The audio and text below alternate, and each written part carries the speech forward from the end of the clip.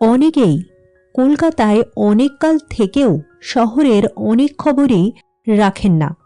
ধরুন এই গঙ্গা নদীর কথা। গঙ্গা যে খালি কলকাতার তেষ্টা মেটায় তা নয়, বাণিজ্যে কলকাতার লক্ষ্মী লাভের আসল কারণই ওই গঙ্গা। স্নান করতে গিয়ে, বেড়াতে গিয়ে বা পারাপার হতে গিয়ে গঙ্গাকে দেখেনি কলকাতায় এমন লোক নেই। তবু জিজ্ঞাসা করলেই জানা যাবে কলকাতার গঙ্গার বুকেও যে বৎসরের নির্দিষ্ট সময়ে দিব্যি একটি ছোট্ট দ্বীপের মতন বালুচর জেগে ওঠে, এ দৃশ্য অনেকেই দেখেননি। আমার আজকের বন্ধুরা ছিলেন ওই দলে। গঙ্গার ধারেই আমার বাড়ি। সকালে এসেছিলেন তারা আমার বাড়িতে বেড়াতে। গঙ্গার ধারের বারান্দায় বসে চা পান করতে করতে হঠাৎ ওই বালুচর দেখে তারা যেন আকাশ থেকে পড়লেন। বাগবাজারের কাছ থেকে বালুচরটি সমান চলে গিয়েছে বালি ব্রিজের দিকে। চওড়াই তা বেশি নয় বটে, কিন্তু লম্বাই হবে অন্তত মাইলখানেক, বেশিও হতে পারে। পরেশের বোন ছন্দা বেথুনের 3rd ইয়ারে পড়ে। পয়লা নম্বরের শহুরে মেয়ে, জন্মে কখনো পল্লীগ্রাম বা ধানের ক্ষেত দেখেনি। সবচেয়ে বিস্মিত হলো সে। বললে, কলকাতা শহরে দ্বীপ, হে কি অদ্ভুত দৃশ্য। আমি বললাম, কিছুই অদ্ভুত নয়। গঙ্গায় এই সময়ে রোজই দিন আর রাতে ভাটার সময়ে চড়া পড়ে, আবার জোয়ার এলেই ডুবে যায়। পরেশ বললে, এ খবর তো জানা ছিল না। নবীন বললে, আমরা বালিগঞ্জবাসী জীব, পাশের বাড়ির খবর রাখি না। বাগবাজারের গঙ্গা তো আমাদের পক্ষে দস্তুর মতো বিদেশি নদী, ম্যাপ দেখে তার অস্তিত্বের খবর পাই। ছন্দা বিপুল পুলকে নেচে উঠে বললে, ওখানে যাওয়া যায় না বর্দা? সে আমাকে বর্দা বলে ডাকত। বললুম, খুব সহজেই একখানা মাত্র পানসির দরকার।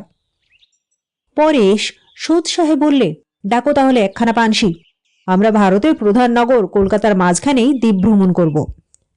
নবীন বললে, তারপর ভ্রমণ কাহিনী লিখে মাসিক পত্রে প্রকাশ করব। আমি বললুম, সাধু।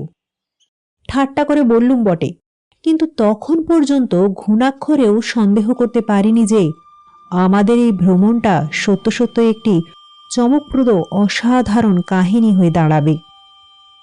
গঙ্গার চড়ায় গিয়ে লাগলো আমাদের পানসি। চরের এক জায়গায় খানকয় বড় বড় নৌকো বাঁধা। অনেকগুলো কুলি চর থেকে ঝুড়ি করে বালি তুলে নৌকায় গিয়ে বোঝাই করে আসছে। গঙ্গার এক পারে কলকাতার অগণ্য বাড়ির থাক সাজানো রয়েছে এবং আর এক পারে গাছের সার, চিমনিওয়ালা কলকারখানা ও মন্দির প্রভৃতি। উত্তর দিকে বালির রাঙা সাঁকো এবং তারই এক মুখে দক্ষিণেশ্বরের কালী মন্দির ও আর এক মুখে বেলুড়ের নতুন মঠের গম্বুজ। চরের যে দিকটা নির্জন আমরা সেই দিকে গিয়ে নামলুম। বাতাসে কালো চুল ও বেগুনি শাড়ির আঁচল উড়িয়ে ছন্দা মহা আনন্দে ভিজে বালির ওপরে ছোটাছুটি শুরু করে দিল। নবীন এদিকে ওদিকে দৃষ্টিপাত করে বললে, চরটাকে ডাঙ্গা থেকে ভালোই দেখাচ্ছিল। এখানে তো ভ্রমণ কাহিনী লিখবার কোনো রঙিন মাল মশলায় চোখে পড়ছে না। ওখানে বালি বোঝাই নৌকো, চরের চারপাশে গঙ্গার ঘোলা জল আর জেলে ডিঙি, মাথায় ওপরে উঠছে কতকগুলো গাংচিল। তাই এই নিয়ে কি ভ্রমণ কাহিনী রচনা করা যায়? পরেশ বললে, রাখো তোমার ভ্রমণ কাহিনী। জীবনে যা দেখিনি আজ সশরীরে সেই দ্বীপে আরোহণ করলুম, এইটাই সবচেয়ে বড় কথা। এই ঠাঁইটিকে আমরা যদি ইংল্যান্ড, অস্ট্রেলিয়া, সুমাত্রা কি সিংহলের ক্ষুদ্র সংস্করণ বলে মনে করি, তাহলে কার সাধ্য প্রতিবাদ করে? এমন সময় খানিক তফাৎ থেকে ছন্দা চেঁচিয়ে ডাক দিল, বর্দা, ও বর্দা, একবার এদিকে এসে দেখো তো এগুলো কিসের দাগ। তার কাছে গিয়ে দেখি বালির ওপরে হেঁট হয়ে পড়ে অত্যন্ত কৌতূহলে কিসের দিকে সে তাকিয়ে রয়েছে। বালির উপরে কতগুলো অদ্ভুত চিহ্ন। পরেশ দেখে বললে, পায়ের দাগ। আমি বললুম, কিন্তু কোন জীবের পায়ের দাগ? আমরা কেউ পদচিহ্ন বিশারদ না হয়েও বলতে পারি এ দাগগুলো কোনো চতুষ্পদ জীবের পায়ের দাগ নয়। এগুলো যার পায়ের দাগ সে 2 পায়ে হাঁটে। মানুষ 2 পায়ে হাঁটে, কিন্তু এগুলো মানুষের পায়ের দাগ নয়। পাখি 2 পায়ে হাঁটতে পারে বটে, কিন্তু কোনো পাখির পায়ের দাগই এত বড় বা এরকম দেখতে হয় না। এমন বড় যার পা, তার দেহও না জানি কত প্রকাণ্ড। দেখেছো পরেশ, এর পায়ে মস্ত মস্ত নখও আছে, কি ভয়ানক! যে এমন পায়ের অধিকারী, তার চেহারা দেখলে পেটের পিলে হয়তো চমকে যাবে। নবীন চোখ পাকিয়ে বললে, 2 পায়ের দাগ দেখা যাচ্ছে। গঙ্গা থেকে কোনো জীব উঠে চরের ওপর এসে আবার জলে ফিরে গিয়েছে। আমি বললুম, কিন্তু কোনো জলচর জীবী 2 পায়ে ভর দিয়ে বেরিয়ে বেড়াতে পারে না। কুমির ডাঙায় ওঠে, তার পায়েরও অভাব নেই, কিন্তু 4খানা পা।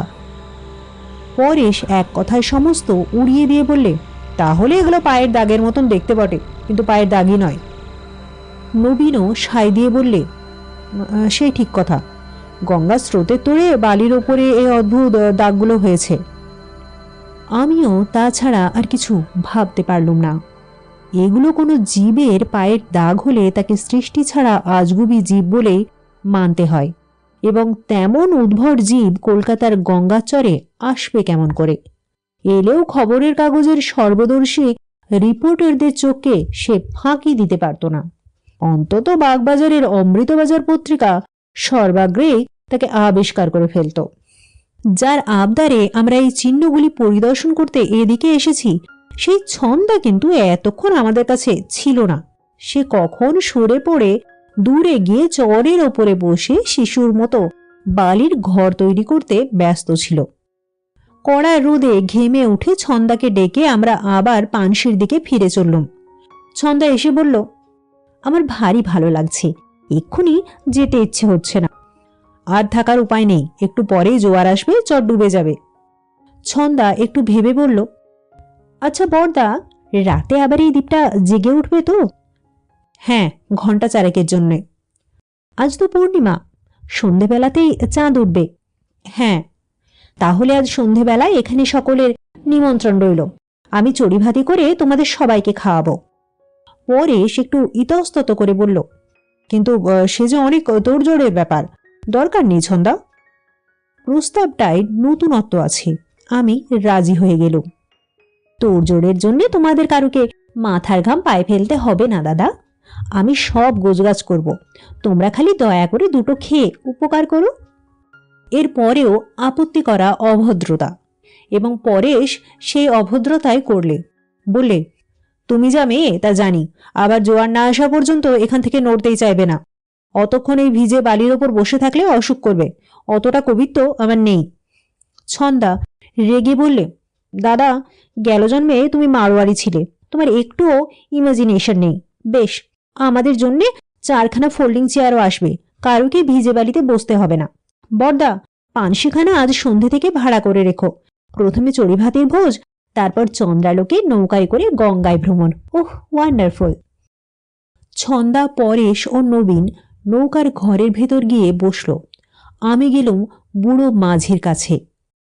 ওহে মাঝি, আজ সন্ধ্যের সময়ে তোমার নৌকা নিয়ে আমরা আবার এই চরে আসব, তুমি ঘাটে তৈরি থেকো। সন্ধ্যার সময় ওই চরে? কতক্ষণ থাকবেন হুজুর? যতক্ষণ জোয়ার না আসে। মাঝি চুপ করে রইল। কি হে, কথা কও না যে? মাঝি খুব মৃদু স্বরে বললে, সন্ধ্যের পরে ওই চরে কেউ থাকে না হুজুর, জায়গাটার বদনাম আছে। বদনাম? কিসের বদনাম? অল্পক্ষণ ইতস্তত করে মাঝি বললে, কিসের বদনাম তা জানি না বাবু, আমাদের বুদ্ধু ওখানে হারিয়ে গিয়েছিল। কেমন করে?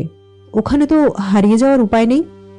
তা নাই, কিন্তু বুদ্ধুকে খুঁজে পাওয়া যায়নি। তাহলে সে জলে ডুবে গিয়েছিল? হতেও পারে আর না হতেও পারে। ওই চরে আমরা নৌকা বেঁধেছিলাম।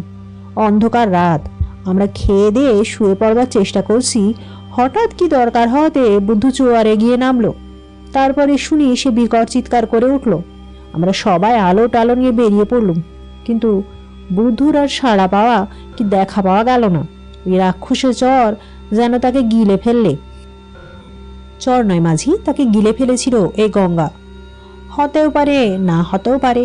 তার কিছুকাল পরে আর এক রাতে বদ্রিও ওই চরে নৌকা বেঁধেছিল। সকালে উঠে দেখে তাদের দলের একজন লোক নেই। সে যে কোথায় গেল তা কেউ জানে না বাবুজি। ও চরের ভারী বদনাম আছে। যত সব মিথ্যে ভয়, গঙ্গায় তো রোজই লোক ডুবছে, চরের দোষ দাও কেন? তাহলে তোমার নৌকা পাওয়া যাবে না? পাওয়া যাবে না কেন বাবুজি? পয়সার জন্যেই তো নৌকা চালাই। আপনি পয়সা দিচ্ছেন, আমরা নৌকা আনবো, তবে কি না জায়গাটার বদনাম আছে। নৌকার ভেতরে আসতে ছন্দা বলল, বড়দা, মাঝির সঙ্গে অত কিসের কথা হচ্ছিল? বাজে কথা। মিথ্যা তার মনে ভয় জাগানো উচিত নয়। আমার কাছে মাঝির গল্প হাস্যকর বলে মনে হচ্ছিল, তবে একটা ভয় আছে, চরে চোরাবালি নেই তো। গঙ্গা তখন চাঁদের আলোর সঙ্গে খালি খেলাই করছিল না, গল্পও করছিল কুলুকুলু স্বরে। সে গল্প যারা বুঝতে পারে তারাই হয় কবি। আমরা কবি নই, আমাদের মন চড়িভাতির কথা ভেবেই সরস হয়ে উঠছে। তা ছন্দা উদর তৃপ্তির আয়োজন বড় কম করেনি। মাংস হবে, খিচুড়ি হবে, আরও কি কি হবে, ভীমনাগের সন্দেশ, নবীন ময়রার রসগোল্লা, আমের চাটনিও এসেছে 1 বোতল। একে চড়িভাতি না বলে রীতিমতো ভোজের আয়োজন বলাই উচিত। ছন্দা 2টো পেট্রোলের লণ্ঠন জ্বাললে, যদিও আজকের পূর্ণিমায় তাদের দরকার ছিল না। তারপর 2টো ইকমিক কুকারে রান্না চড়িয়ে দিয়ে বললে, চলো এবারে দ্বীপখানিকটা ভ্রমণ করে আমরা খিদে বাড়িয়ে আসি। নবীন গম্ভীর হয়ে বললে, খিদে দ্বিগুণ বাড়লে অতিরিক্ত খাবার যোগান দেবে কেমন করে? মনে রেখো ছন্দা, এখানে কলকাতার খাবারের দোকান নেই, আমরা বাস করছি এক অচেনা বিজন দ্বীপে। পরেশ বললে, রবিনসন ক্রুশোর দ্বীপের চেয়েও এ দ্বীপ ভয়ানক। এখানে ফ্রাইডের মতো বিশ্বস্ত ভৃত্যও মিলবে না যে খাবার কিনতে পাঠাবো। ছন্দা হাত নেড়ে বললে, ওগো ক্ষুধার্ত ভদ্রলোকেরা, থামো, তোমাদের ভুঁড়ির বহর জানা আছে, চলো বর্দা। আমরা চর ধরে হনহন করে এগিয়ে যাচ্ছি। দেখে নৌকা থেকে মাঝি সাবধান করে দিল, বেশি দূর যাবেন না বাবু, এটা বেড়াবার জায়গা নয়। মাঝির কথার মানে বুঝে আমার হাসি পেল। এখানে কিসের ভয়? আকাশ ভরে জাগছে চাঁদের মৌন সঙ্গীত, কানে আর প্রাণে জাগছে ঠান্ডা বাতাসের গুঞ্জন, এবং বালুচরের কুলে কুলে জাগছে গঙ্গার রচিত কবিতার ছন্দ। এপারে ওপারে আলোর মালায় মালায় দেখছি যেন দীপাবলির উৎসব। ছন্দা খিলখিল করে হেসে উঠে বলল, মাঝি বুড়ো কথা শোনো, এটা বেড়াবার জায়গা নয় তো কি ঘুমোবার জায়গা। পরেশ বললে, আমার কিরকম ঘুম আসছে ছন্দা? ওই কুলকুলু শব্দ, এই ঝিরঝিরে বাতাস, আর এমন ঝিলমিলে জ্যোৎস্না, সবই কেমন স্বপ্নময়। আমি বললাম, সবই যখন স্বপ্নময় আর সঙ্গীতময়, তখন ছন্দার গলাও আর চুপ করে থাকে কেন? ছন্দা, চলতে চলতে তুমিও রবি ঠাকুরের একটি গান ধরে ফেলো। ডান হাত দিয়ে নিজের বাঁ হাতের ওপরে সজোরে ও সশব্দে এক তালি বসিয়ে দিয়ে নবীন বলে উঠল, ঠিক বলেছ, লাখ টাকার এক কথা। এ সময়েও যদি রবি ঠাকুরের গান না হয় তাহলে বৃথায় তিনি সঙ্গীত রচনা করেছেন। গাও ছন্দা। ছন্দা আপত্তি করলে না। রবীন্দ্রনাথের গান হচ্ছে প্রকৃতির নিজস্ব জিনিসের মতো, তার সঙ্গে আজকের এই জ্যোৎস্না মাখা গঙ্গার কলতান এমনি খাপ খেয়ে গেল। আমি বললাম, চমৎকার ছন্দা, চমৎকার। এখানে মানুষের বিনা বেনুর সঙ্গত নেই, তুমি যেন তাই গঙ্গার সুরে সুর মিলিয়ে গান ধরেছ। ছন্দা খানিকক্ষণ নীরবে কান পেতে গঙ্গার ঢেউয়ের গান শুনলে, তারপর বললে, গঙ্গার সুর, যদি তোমরা কেউ এখানে না থাকতে, যদি এই নির্জন চরে একলা বসে বসে গঙ্গার এই কল্লোল শুনতে হতো, তাহলে নিশ্চয়ই আমি ভয় পেতাম। ভয় পেতে? সে কি? চেয়ে দেখো না, পূর্ণিমার চাঁদও পৃথিবীকে স্পষ্ট করতে পারেনি, আলোর সঙ্গে যেন আবছায়া মাখানো। কলকাতার বাড়িঘর এত কাছে, কিন্তু এই নির্জন নিরালা বালুচরের সঙ্গে আজ মানুষের কোনো সম্পর্কই আছে বলে সন্দেহ হচ্ছে না। আজ আমরা যেন এখানে অনধিকার প্রবেশ করেছি, মনে হচ্ছে এই চরের যেন আত্মা আছে, আর মানুষের ছোঁয়া পেয়ে সে অসন্তুষ্ট হয়ে উঠেছে। গঙ্গার ডাক শুনছ? ও ডাক ছুটে আসছে যেন অতল পাতালের গভীর অন্ধকার থেকে, যেখানে হাসি নেই, আলো নেই, মানুষ নেই, যেখানে পাতা আছে শুধু শীতল মৃত্যুর কঙ্কাল সজ্জা, যেখানে দয়া মায়া প্রেমের নাম কেউ শোনেনি। গঙ্গার ওটা কি সঙ্গীত? ও যেন প্রাণদণ্ডের বাণী, ও যেন জীবনের বিরুদ্ধে, মানুষের বিরুদ্ধে, আমাদের বিরুদ্ধে অভিশাপময় নিষ্ঠুর প্রতিবাদ। মানুষের পক্ষে নিঝুম রাত্রে এখানে একলা থাকা অসম্ভব। পরেশ বিরক্ত হয়ে বললে, ছন্দা, তুই বড় বিনিয়ে বিনিয়ে কথা বলতে শিখেছিস। তুই যেন আমাদের ভয় দেখাবার চেষ্টা করছিস। নবীন কিন্তু কোনো কথাই শুনছিল না। নিষ্পলক নেত্রে একদিকে তাকিয়ে থাকতে থাকতে হঠাৎ সে চমকে উঠল। তার দৃষ্টি অনুসরণ করে দেখলাম খানিক তফাতেই দুটো উজ্জ্বল লণ্ঠন জ্বলছে আর কুকারে আমাদের খাবার সিদ্ধ হচ্ছে। নবীন, কি দেখে তুমি চমকে উঠলে? ওখানে তো দেখে চমকাবার মতো কিছুই নেই। নবীন অত্যন্ত অস্বাভাবিক স্বরে বললে, ভালো করে তাকিয়ে দেখো। তীক্ষ্ণ চোখে আবার সেই দিকে তাকিয়ে থাকতে থাকতে আমার বুক ছমছম করতে লাগলো। ওখানে কিছুই নেই, কিন্তু তবু কিছু যেন আছেও। কি ওটা? ওকে কি শূন্যতার মধ্যে শূন্যতার মূর্তি বলবো? না না, চাঁদের আলোর মধ্যে ঘনীভূত আলোর মূর্তি। ওকে দেখাও যায়, দেখা যায়ও না। যেন নিরাকারের প্রকাণ্ড আকার, কিন্তু ভয়াবহ। পূর্ণিমায় ধপধপ করছে বালুচর, কিন্তু পরিপূর্ণ জ্যোৎস্নার মধ্যে যেন আর একটা উজ্জ্বলতর আলোকের ছায়া ফেলে কে সেখানে নড়ে চড়ে বেড়াচ্ছে। আলোকের মধ্যে আলোকের ছায়া। আমার এই অদ্ভুত ভাষা শুনে লোকে হয়তো হাসবে, কিন্তু যা দেখলাম তা অমানুষিক বলে মানুষী ভাষায় বর্ণনা করা অসম্ভব। ওই অনামা ভয়ঙ্করের হাত পা দেহ বা মুখ কিছুই দেখা যাচ্ছে না, কিন্তু বালির ওপরে কেউ ভারী ভারী পা ফেলে চললে যেমন বালি ছিটকে ছিটকে পড়ে, ওখানেও ঠিক তেমনই হচ্ছে। তখন পরেশ ও ছন্দাও সে দৃশ্যমান অদৃশ্যের ভীষণ অস্তিত্ব দেখতে পেয়েছে বলে অনুভব করেছে। ছন্দা আঁতকে উঠে বলল, ওকে বর্দা, ওকে, ও যে এগিয়ে যাচ্ছে কুকারের দিকে।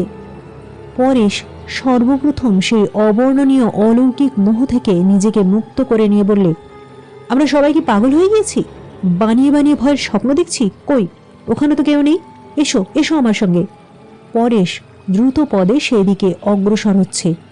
আচম্বিতে দুটো ইকমিক কুকারি সশব্দে বালির ওপর কাত হয়ে পড়ে গেল এবং চারিদিকে ছড়িয়ে পড়ল তার ভেতরের খাবার ভরা পাত্রগুলো, এবং পর মুহূর্তেই আমাদের সর্বাঙ্গ আচ্ছন্ন করে বয়ে গেল একটা ঠান্ডা কনকনে বাতাসের ঝটকা। ঝটকাটা যেমন হঠাৎ এলো, চলে গেল তেমনি হঠাৎ। পরেশ একেবারে হতভম্বের মতো দাঁড়িয়ে পড়ে আবার এগুবার উপক্রম করলে। নৌকার মাঝি কিছু দেখেছিল কিনা জানি না, কিন্তু সেও সভয়ে চেঁচিয়ে উঠল, বাবু বাবু, নৌকায় চলে আসুন।